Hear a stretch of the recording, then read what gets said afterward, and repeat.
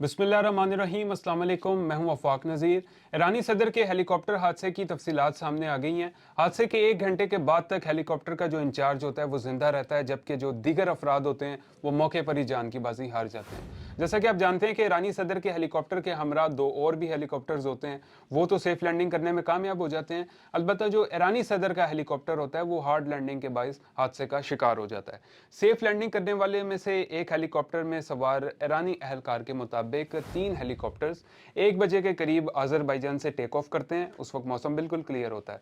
सदर रईसी का जो हेलीकॉप्टर का जो पायलट होता है वो दीगर 2 हेलीकॉप्टर्स का भी इंचार्ज होता है, स्क्वाड का इंचार्ज होता है। तो जैसे ही वो थोड़ा आगे जाते हैं तो मौसम थोड़ा ख़राब होता है। जो वो पायलट इंचार्ज होता है वो अहकाम जारी करता है कि अपने अपने हेलीकॉप्टर्स को आप ऊंचाई पर ले जाएं बादलों से बचने के लिए।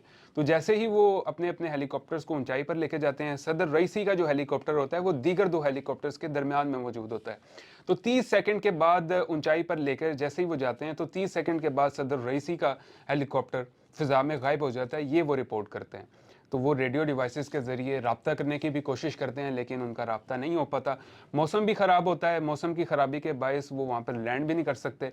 तो जैसे ही वो फिर अपना सफ़र जारी रखते हुए जैसे ही सेफ़ मुकाम उनको मिलता है तो वहाँ पर वो लैंडिंग करते हैं और उसके बाद फिर रब्ता करने की कोशिश करते हैं। तो जब उनका रब्ता होता है तो इंचार्ज के बजाय हेलीकॉप्टर में सवार एक हुकाम आगे से रिस्पॉन्ड करते हैं।